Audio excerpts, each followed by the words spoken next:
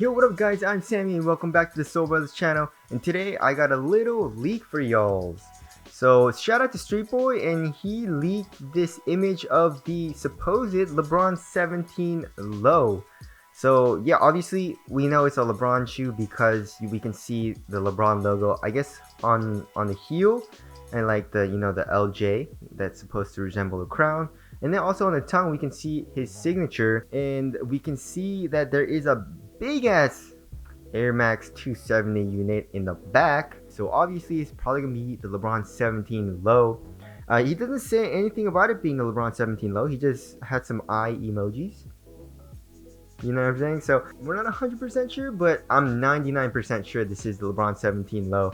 So as far as the traction goes, we don't really have any pictures of the actual traction. We can kind of see a little bit of it on the sides in the forefoot area. It kind of reminds me of like a tire or something, I don't know. But as far as the cushion goes, we also don't really know what the cushion is besides, I guess, the Air Max 270 unit. Like I said, it's nice, but it's a little too high up off the ground for my taste. It provides a little bit of bounce, good impact protection and all that.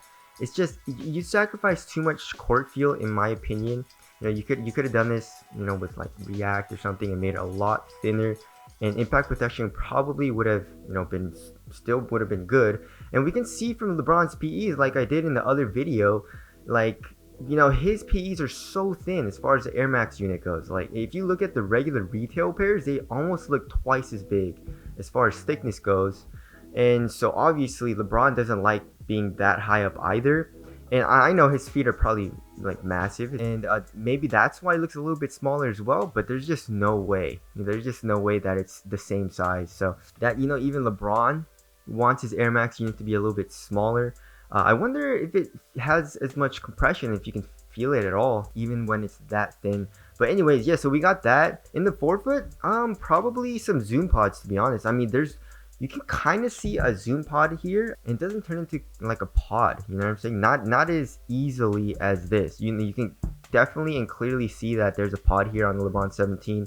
On the lows, just a little bit. So I'm guessing it's probably gonna be like that, a forefoot pod system.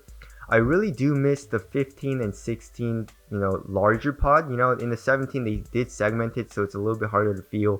It doesn't feel as bouncy. So from the looks of this, I mean, cushion setup, it's probably not going to be a shoe that's going to be in my bag all the time.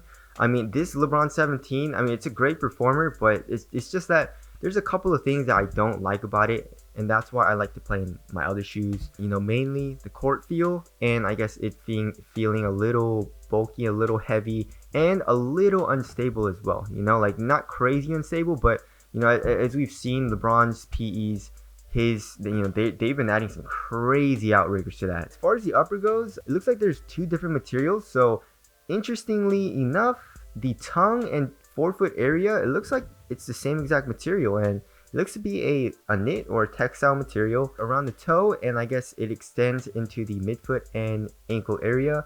Just looks like a cheap suede material. In quality, in the LeBron low line, it isn't as good as, I guess, in his main line. As far as the swoosh goes, it's pretty cool. It looks like a plastic, and has some little lines going through it. I don't know about this tongue.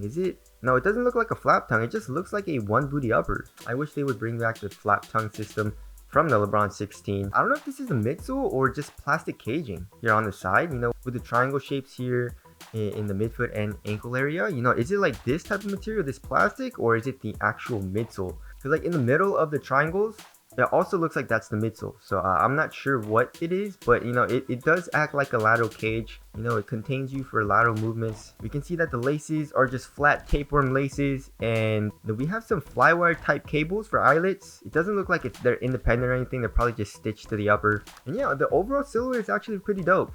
So as far as LeBron 16 and LeBron 16 low, the 15 and 15 low was pretty different, but the 16 and 16 low was pretty much exactly the same. The traction cushion exactly the same. The upper was different. They used different materials and stuff like that, but it basically felt pretty much the same. I guess a little bit more minimal because the material was thinner in the 16 lows. The 17, they changed it up quite a bit, so this looks pretty much nothing like the LeBron 17. I guess the only thing that they kept the same is kind of the cushion setup. We can see the Air Max and I guess the zoom pods in the forefoot probably. Price, I don't know, the LeBron 17 is what, 200 bucks, and some colorways are like 220 bucks, which is insane. The lows are usually like, you know, 160, 170, right? So it'll probably be around there. Tell us what you guys think of the aesthetics of the LeBron 17 low down in the comment section below, and do you guys think it'll be a good performer? But that's it. Thank you guys for watching, and I'll see you guys next one.